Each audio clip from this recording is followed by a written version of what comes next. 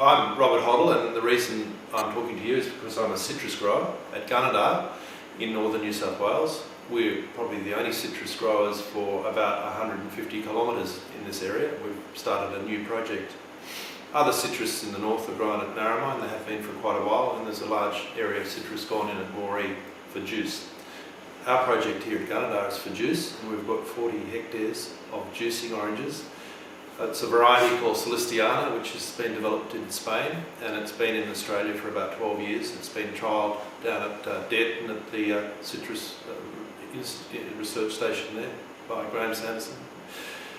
Its properties are that it has juicing fruit that are ripe in the winter, and that's a little bit of the market that we haven't had filled in Australia. Juice has normally been from the Valencia, which is ripe in the summer, and the juice companies haven't had a winter variety. So a new variety that's fitting into a little bit of the market there.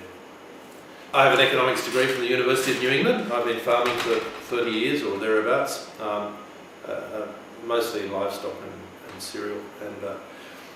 And we've got into horticulture because we have very good underground water here. We're close to the town of Gunnedah, so we're in a situation where it's difficult to grow cotton because of the sprays. And the project was kicked off because there was a government study done about 8 or 10 years ago, looking into other crops for irrigation in northern New South Wales, and citrus was identified one. I'll talk about that later. The reason we went into citrus was it was identified by this government subject, which you can probably get on the internet still. And a group of farmers in northern New South Wales sort of got together at grower meetings, and originally there were about 25 farmers who were interested in growing citrus, and there were some pretty big players there like Twynham and Oscott and Collie Farms, and there was some substantially big people in there, so we jumped in on that. And out of all that, over a number of years, I think 5 growers have gone ahead with the project, and it's changed as all things do in nature, but it was a catalyst. And what they identified was that northern New South Wales is a suitable area for citrus because it has the right number of heat units in amount of sunshine per day to make citrus sweet. And it had other climatic factors are suitable, and then it looked at some markets, and one of those markets that was identified was this juice market for a winter variety. So then a group of us in the Namoi Valley got together, and we got a little bit of money from the government because they had some at that stage because water was being taken away, we were losing our allocation, and the federal government had a bit of money there to enable us to do some soil testing and sort of just look into the project a bit further, and we were able to go into that. So that was another catalyst that got us going. So out of the 20 growers, we got down to about 5. The biggest one is probably Gemelong at Forbes now, and they're really on their own. They've got their own marketing arrangement with another juice company, and then in our sort of little group, there's a large grower at Moree, and there's 2 at Narromine, and there's 1 at Bourke. So there's 2, 3, 4, 5.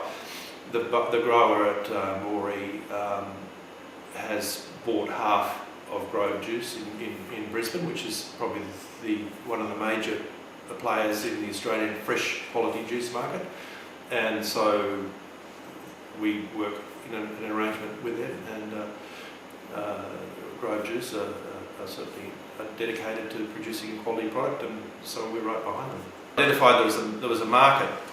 Next step was really to see whether Gunnedah was suitable for growing citrus, and one of the shortcomings of the report was that they didn't look at soils, and once people started to look at their soils, I think half of them dropped out at that point because the heavy black soils are not suitable for citrus. Citrus like alkaline or neutral soil. So we employed David McKenzie from Orange, who you may know, and he did sort of detailed works like this and came up with and did this sort of deep pit analysis where we had a backhoe and we dug an enormous amount of pits, and he mapped the whole area and looked at the soils, and so we identified 40 hectares on Gunnedah that was going to be suitable. It didn't have cracking soils, and it was very, very elaborate what he did, you know, because he's got these little dots that all represent what's missing, and so I'm sure that if you spoke to him, you'd get some more information.